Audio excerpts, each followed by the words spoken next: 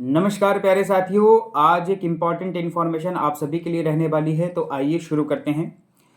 आप सभी को पता होगा कि EMRS यानी कि एकलव्य आदर्श विद्यालय योजना। इस एकलव्य आदर्श विद्यालय योजना में पूरे भारतवर्ष के अंदर 740 विद्यालय स्टैब्लिश हैं और इन 740 विद्यालयों की भर्ती को पूरा करने के लिए भारत सरकार ने 2023 के अंदर 38,000 पदों पर वैकेंसी निकाली थी।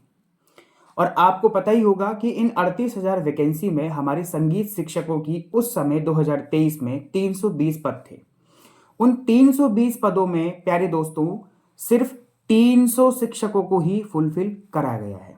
286 पद शॉर्टलिस्ट किए गए थे और बाकी बचे हुए बच्चों को वेटिंग लिस्ट के माध्यम से वैकेंसी में फुलफिल कराया गया है।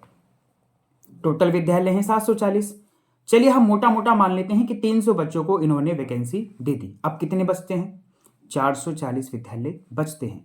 उन 38,000 वैकेंसी यानी कि जो 2023 में पद निकले थे, 38,000 वैकेंसी में उस समय पर भारत सरकार ने कहा था कि हम इन वैकेंसी को 3 बार में फुलफिल कराएंगे। तो एक टर्म हो गया 2023 में, अब एक टर्म अब है 2025 में।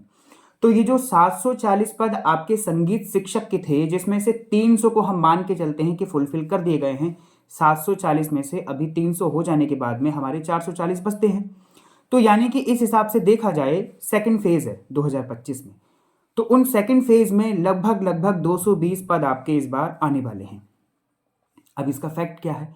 आपको पता होगा कि 1 फरवरी को भारत सरकार अपना बजट पेश करती है और इस 1 फरवरी 2025 में डॉक्टर निर्मला सीतारमण जी ने हमारी जो वित्त मंत्री हैं उन्होंने कहा भी है कि जो EMRS की वैकेंसी बची हुई थी उनको हम इस बार और उसी के साथ साथ बाकी जितनी भी वैकेंसियां सेंट्रल गवर्नमेंट के अंतर्गत अंडर में आती हैं उन सभी को हम फुलफिल कराएंगे।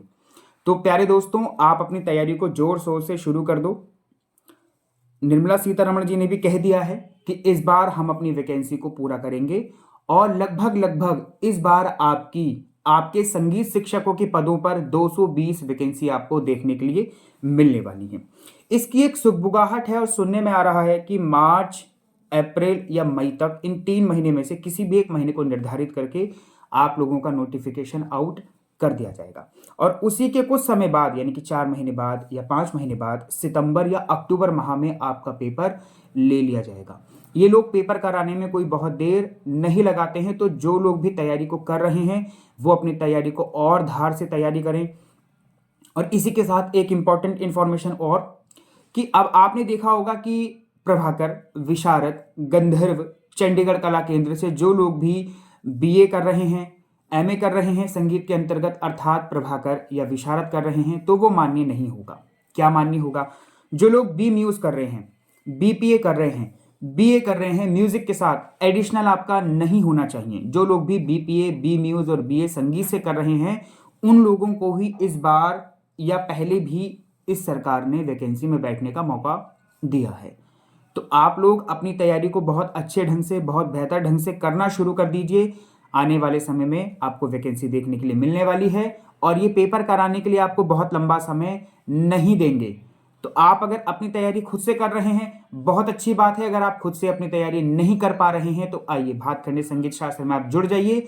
हमारी क्लास में रिकॉर्ड रहा है कि हमने बहुत कम समय में बहुत अधिक परिणाम के साथ बच्चों को सिलेक्शन दिलाया है। ठीक है, तो आप लोग अगर अपनी तैयारी को और अच्छा मजबूत करना चाहते हैं, आप चाहते हैं कि आपका भविष्य सुनहरा हो, तो आप अपनी तैयारी के लिए भातखंडे संगीत शास्त्र को ज्वाइन कर सकते हैं।